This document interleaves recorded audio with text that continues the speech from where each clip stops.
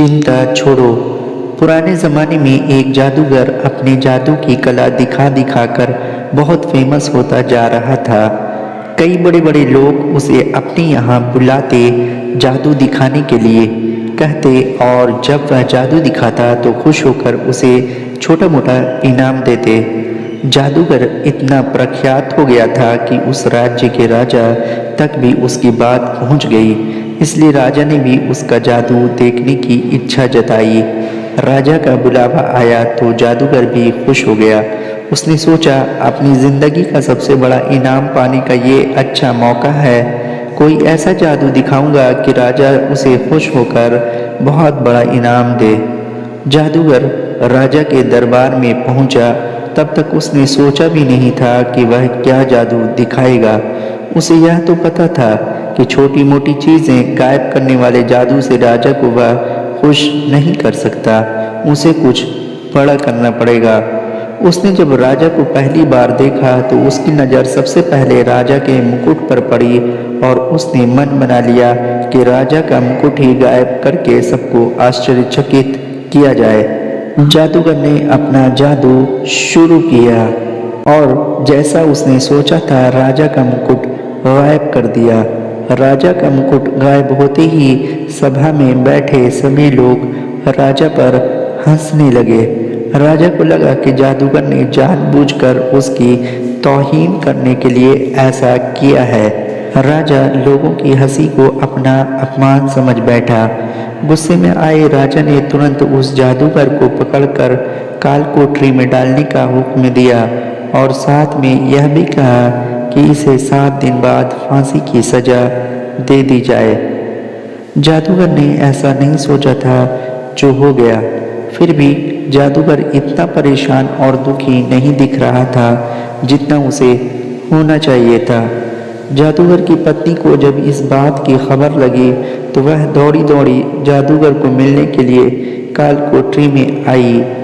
वह अपने पति को इस तरह से मुसीबत में फंसे देखकर रोई जा रही थी। जादूगर ने उसे समझाया कि चिंता मत करो और खुश रहो। पत्नी को लगा कि मौत की सजा सुन जादूगर को सदमा लगा होगा, इसलिए ऐसी बहकी बहकी बातें कर रहा है। पत्नी बोली, आप ऐसे समय में भी कैसे खुश रहने की बात कर सकते हैं? जादूगर पत्नी से बोला, अभी से क्यों दुखी होना, अभी मेरे पास 7 दिन बचे हैं, बाद में देखेंगे जो होना होगा। जादूगर की पत्नी रोज उसे मिलने आती और जादूगर उसे खुश रहने के लिए कहता कि अभी इतने दिन बचे हैं। आखिरकार वह दिन आ गया जिस दिन जादूगर को फांसी देनी थी।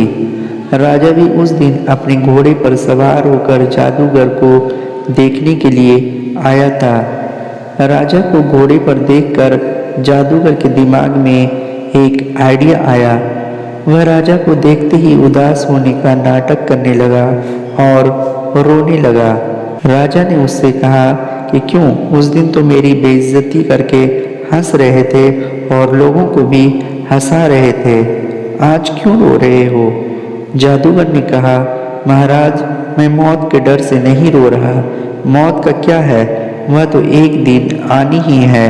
मैं इसलिए रो रहा हूँ कि मेरी इतने सालों की मेहनत, जिससे मैंने अपने घोड़े को उड़ना सिखा रहा था, सिर्फ 1 साल की वजह से बर्बाद हो जाएगी। अगर मेरे पास 1 साल होता तो मैं अपने घोड़े को उड़ाने में कामयाब हो जाता। जादूगर की बातें सुनकर राजा को लगा कि अगर उड़ने वाला घोड़ा उसे मिल जाए तो वह दुनिया का सबसे सफल राजा बन जाएगा। वह उड़कर किसी भी अन्य राजा को बड़ी आसानी से युद्ध में हरा पाएगा।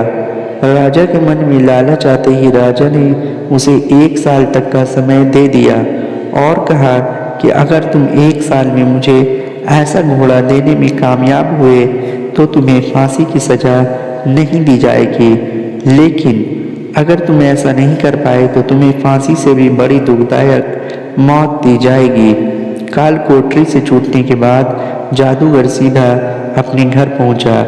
जादूगर ने देखा कि उसका पूरा परिवार और पत्नी उसके मौत का शोक मनाने के लिए इकट्ठा हुए हैं। जादूगर को देखकर सब आश्चर्यचकित हो गए। पत्नी जो पहले रो रही थी उसे देख खुश हो गई। थोड़े समय बाद सब अपने घर चले गए।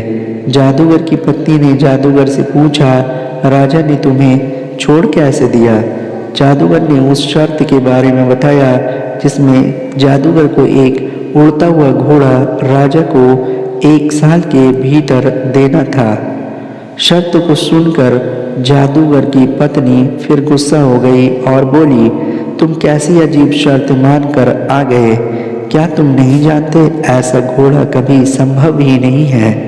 जादूगर बोला, मुझे पता है उड़ने वाला घोड़ा मैं कभी नहीं राजा को दे पाऊंगा, लेकिन मुझे जो 1 साल का समय मिला है मैं उसे खुशी खुशी तो जी पाऊंगा। अब तुम भी चिंता छोड़ो और खुश रहो। 6 महीने ही बीते थे कि राजा और उसका घोड़ा दोनों ही मर चुके थे। राजा ही नहीं रहा तो जादूगर को दी गई मोहलत जो 1 वर्ष की थी अब जीवन भर की हो गई। दोस्तों, छोटी सी ये जादूगर की कहानी हमें यही सिखाती है कि आज वर्तमान में जीना ही बुद्धिमानी का काम है। आपके पास अभी जितना समय है उसे खुशी खुशी जियो, उसका आनंद लो। कल क्या होगा उसकी चिंता मत करो। अक्सर हम जो सोचते हैं भविष्य उससे बहुत अलग होता है, इसलिए हमें जो वर्तमान का मूल्यवान समय मिला है उसे भविष्य की चिंता करके वेस्ट करने का कोई मतलब नहीं है। दोस्तों, वीडियो अच्छी लगी हो तो वीडियो को लाइक कर दीजिएगा और इसे अपने दोस्तों में ज़्यादा से ज़्यादा शेयर कर दीजिएगा और इस तरह की वीडियोस देखने के लिए मेरे चैनल को सब्सक्राइब कर लीजिएगा। शुक्रिया।